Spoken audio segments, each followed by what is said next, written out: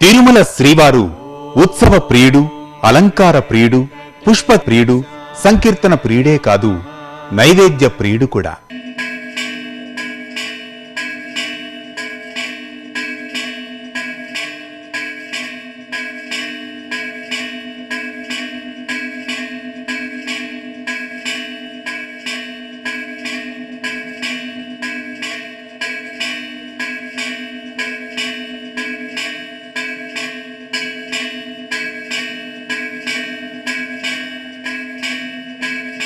శ్రీవారికి ప్రీతికరమైన మహాప్రసాదం లడ్డూ మాత్రమే భక్తకోటికి సుపరిచితం.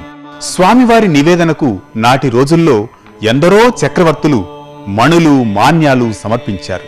శ్రీవారి ఆలయం గోడల నిండా ఉన్న శాసనాలలో ఎక్కువ భాగం ఏ రాజు ఏ ప్రసాద వితరణకు ఎంత రొక్కం సమర్పించింది, ఎన్నెన్ని మాన్యాలు ఇచ్చిన వివరాలే అధికంగా ఉంటాయి.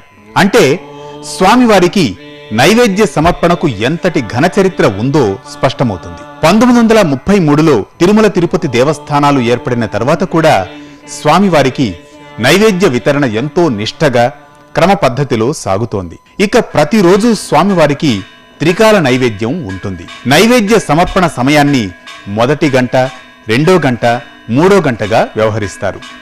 ఇందులో భాగంగా ఒక్క గురు, శుక్రవారాలలో తప్ప మిగిలిన అన్ని రోజుల్లో నైవేద్య సమయాలలో మార్పు ఉండదు. గురు, శుక్రవారాల్లో కూడా రెండో గంట సమయం మాత్రమే మారుతుంది.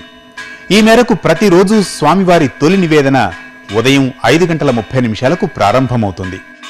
రెండో గంట ఉదయం 10 గంటలకు, రాత్రి గంట 7:30 ఉంటుంది.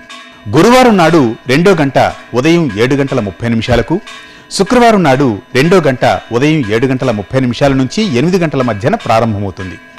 అలాగే శ్రీవారికి సమర్పించే నివేదనలలో ప్రతిరోజు దాదాపు ఒకే విధమైన ప్రసాదాలు ఉన్నా ప్రతి నివేదనలోనూ వైవిధ్యం ఉండేలా చూస్తారు.